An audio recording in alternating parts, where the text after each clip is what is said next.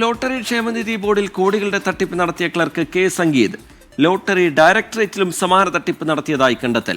Lottery വകുപ്പ് deputy ഡയറക്ടറുടെ വ്യാജ ഒപ്പ് ചെക്കിൽ രേഖപ്പെടുത്തിയായിരുന്നു തട്ടിപ്പ്.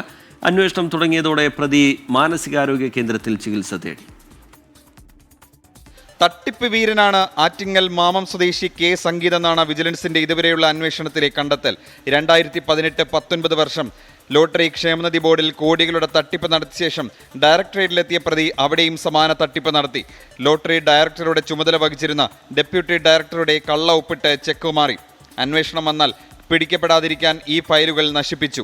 ജീവനക്കാരുടെ സഹതാപം പിടിച്ചുപറ്റാൻ ക്യാൻസർ രോഗിയായി അഭിനയിച്ചെന്നും ആഭ്യന്തര അന്വേഷണത്തിൽ ഇത് വ്യാജമാണെന്ന് കണ്ടെത്തുകയും ചെയ്തെന്ന് വിജിലൻസ് പറഞ്ഞു. സ്ഥാനക്കയറ്റം ലഭിച്ചാൽ സ്ഥലം മാറ്റം കിട്ടുമെന്ന് കരുതി അതും വേണ്ടെന്ന് വെച്ചു.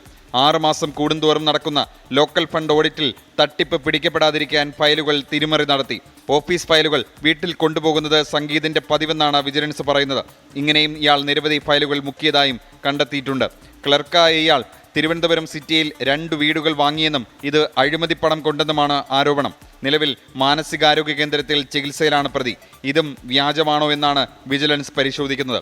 അതേസമയം ഒരു ക്ലർക്കിന് ഒറ്റയ്ക്ക് ഇത്ര വലിയ തട്ടിപ്പ് നടത്താനാകില്ലെന്നും കൂടുതൽ പേരുടെ പങ്കിനെക്കുറിച്ച് വിവിധ തലങ്ങളിൽ അന്വേഷണം നടക്കുന്നതായും ലോട്ടറി ക്ഷേമനിധി ബോർഡ് ചെയർമാൻ പറഞ്ഞു. ഇതിന് ചെയ്തിരിക്കുന്ന കുറ്റക്കാർ ആരായാലും തീർച്ചയായും അന്വേഷിച്ച് നിയമപരമായ നടപടി സ്വീകരിക്കണം.